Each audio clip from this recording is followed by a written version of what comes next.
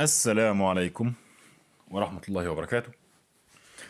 أعزائنا متابعي دروس الرخصة الإيطالية، مع حضراتكم محمد هلال، والنهاردة هنتكلم عن الباركود رقم 14 اللي هو بتاع الديشيزا والساليتا، اللي هو ديشيزا بريكولوزا وساليتا ريبيدا، منزل خطر ومطلع شديد. في ناس كتير بتتلخبط فيها نقطة فنية صغيرة هتقابلنا إن شاء الله في الأسئلة أتمنى ونتكلم عليها. أول سؤال بيقول إن بريزنسا ديل سينيالي رافيجوراتو البريكولو أيوة مينوري، البريكولو ماله مينوري إن كازو دي بيوج، الخطر ماله مينوري قليل، خطر قليل في حالة وجود أمطار. طب أنت نازل منزل اللي قدامنا ديك أولى دي الشيزة، طب وأنت نازل منزل والجو بيمطر نازل بعربيتك، الخطر مينوري؟ لا فالصو طبعا، الخطر كبير، لأنك لو جيت تفرمل في المنزل العربية هتجري بيك كتير. Il segnale raffigurato per annuncia un tratto di strada pericoloso، جزء من الطريق خطر. per il fondo disestato، عشان خاطر المسطح بتاع الأرض، الفوندو ديسيستاتو غير ممهد. طب انت نازل منزل ومتسفلت وجديد خالص مفيش مشاكل، ايه اللي خلاه غير ممهد؟ قدامنا دي una discesa pericolosa non è che una strada disestata، فهنا فالصو. Il segnale raffigurato è posto prima di una discesa pericolosa، الإشارة دي محطوطة فين؟ قبل منزل خطير، محطوطة قبلها أكيد طبعا، في العادي بتبقى محطوطة 150 متر قبل المنزل، فبالتالي فيرو. In presenza del segnale raffigurato bisogna evitare l'uso prolungato di freni per non surriscaldarli، في وجود الإشارة الممثلة محتاج أن تمتنع عن الاستخدام المطول للفرامل لكي لا تسبب لتسخين الفرامل. طبعا تيل الفرامل بيحتك في الطنبورو، فمن كتر الاحتكاك بيولد حرارة، فانت طول ما انت نازل في المنزل وعمال تفرمل التيل هيسخن، فالفرامل هتسخن. فهنا بيقولك مفروض تمتنع عن الاستخدام المطول للفرامل عشان ما تسخنهاش، لان لو سخنت هتفقد كفاءتها، فالكلام فيرو. طب انا عشان امتنع عن ان انا استخدم الفرامل اعمل ايه؟ المفروض احط غيار واطي، انسرير una marcia adeguatamente بس احط غيار واطي عشان العربيه ما تجريش منك وما تدوسش على الفرامل كتير، فهنا فيرو. Il segnale raffigurato per annuncia una discesa particolarmente pericolosa، منزل خطير بشكل خاص. ما قدامنا فيها نسبة الميل هي 10%، فيرو. Il segnale raffigurato per annuncia un tratto di strada da percorrere، جزء من الطريق. ناخد بالنا برضه من السؤال دوت لأنه فيه إيه؟ da percorrere، لا مش دي، ده واحد تاني. da percorrere con marcia adeguatamente passa، احنا قدامنا ده مطلع، يقول لك per annuncia un tratto di strada da percorrere، تمشي في المطلع كون marcia adeguatamente passa، وديت هي كمان فيرو. طالع المطلع حط غيار واطي، يا عم هو انا هنزل في المنزل احط غيار واطي واطلع المطلع احط غيار واطي؟ ليه؟ في المنزل بتحط غيار واطي عشان خاطر السرعه بتاعتك ما تسرقكش والعربيه ما تمشيش بسرعه. طب في المطلع بقى احط غيار واطي ليه؟ عشان خاطر عربيتك تاخد عزم الغيار الواطي، بيدي عزم لقوه الموتور، فبتقدر تواجه المطلع كويس، العربيه ما تهنجش منك، ماشي؟ فبالتالي فيرو.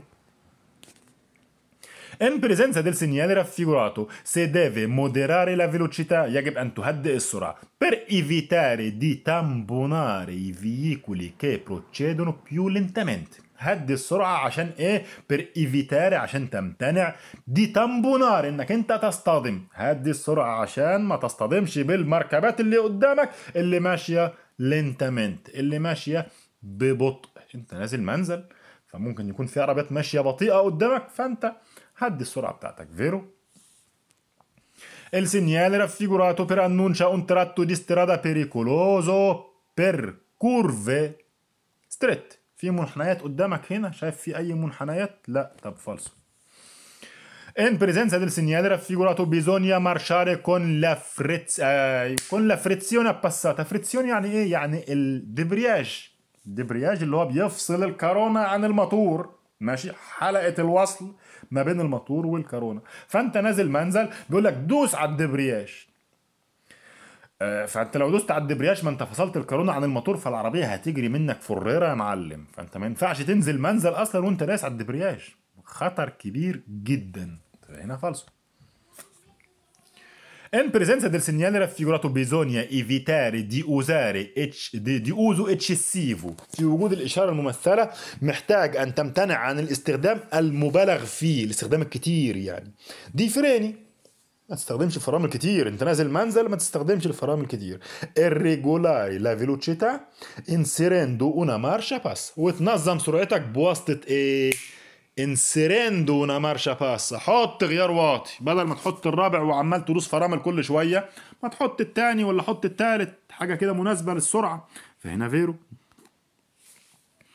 Il segnale raffigurato per annuncia un tratto di strada nel quale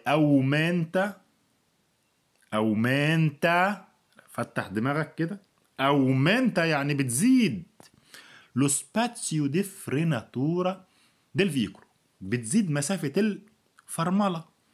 اللي قدامنا ده مطلع ولا منزل؟ ده مطلع. طب انت طالع مطلع وجيت تفرمل، العربية هتقف قد ايه؟ يعني لو انت ماشي في طريق طبيعي وجيت تفرمل، ماشي على سرعة 50 وماشي في طريق مستوي وجيت تفرمل، هتفرمل مثلا في 50 متر مثلا. طب طالع مطلع على سرعة 50 وجيت تفرمل، العربية هتقف في 50 برضو؟ لا، ده انت طالع مطلع، ده انت ضد الجاذبية، فبالتالي هتقف في مسافة أقل. يبقى نون أومنت هنا في السؤال بيقول لك بتزيد مسافة الفرملة؟ لا مش بتزيد، ده المفروض ديمنويش، المفروض بتقل مسافة الفرملة في المطلع. فهنا أومنتا فالسو. Il segnale raffigurato per annuncia una discesa che ne specifica la pendenza. منزل وبيحدد ايه؟ البندنسة. طب اللي قدامك ده منزل ولا مطلع؟ ما انا تايه والدنيا توهان، انا مش عارف، ما انا هجيبها من اليمين للشمال منزل، من الشمال لليمين مطلع. طب هي دي ايه؟ القانون بتاعنا من الشمال لليمين، تمام؟ شمال يمين ماشية ازاي كده؟ دي مطلع اهي. فهنا في السؤال بيقول لك منزل، يبقى فالصو. Il segnale raffigurato specifica la pendenza della salita. ايوه salita، دي salita بيقول لك بتحدد نسبة الميل في المطلع. فيرو. Il segnale raffigurato per annuncia una discesa ne specifica la pendenza. منزل وبتحدد نسبة الميل. فيرو. منزل اهي، شمال يمين منزل اهو. Il segnale raffigurato per annuncia un tratto di strada da percorrere con جزء من الطريق. ماله بقى؟ نمشيه ازاي؟ ده بيركورري، نجري عليه ازاي؟ كون البيدالي دي لافريتسيوني اباساتا، وانت رايس على الدبرياج. طب انت طالع مطلع دوست على الدبرياج، هتفصل الموتور عن الكورونا، يعني مفيش قوه واصله خالص للعجل، فهتقف مكانك واحتمال ترجع كمان بظهرك لانك ماشي طالع في مطلع. فما ينفعش طالع مطلع او نازل منزل تدوس على الفريتسيوني، تمام؟ فهنا ده بيركورري كون فريتسيوني اباساتو فالسو. Il segnale raffigurato è posto prima di una salita ripida. محطوط الإشارة دي محطوطة قبل مطلع شديد، ما ده مطلع شمال يمين. فيرو. Il segnale raffigurato preannuncia una salita da percorrere con prudenza. مطلع تمشيه بإيه؟ ببرودنسا، بحذر. فيرو. Il segnale raffigurato preannuncia un tratto di strada sul quale aumenta lo spazio di frenatura del veicolo. بتزيد مسافة الفرملة. انت نازل منزل يعني مع الجاذبية عمالة تزقك لتحت تجري، فانت لو جيت تفرمل في الطبيعي بتفرمل في 20 متر، فانت لو نازل منزل هتفرمل في 30 في 35 في 40. فمسافة الفرملة مالها أومنتا. ناخد بالنا من محاور السؤال، أومنتا وديمنويشي حاجات زي كده. فهنا بتزيد فعلا مسافة الفرملة. فيرو. تمام، ناخد كوريجي. تمام، الحمد لله، وإلى لقاء آخر، والسلام عليكم ورحمة الله وبركاته.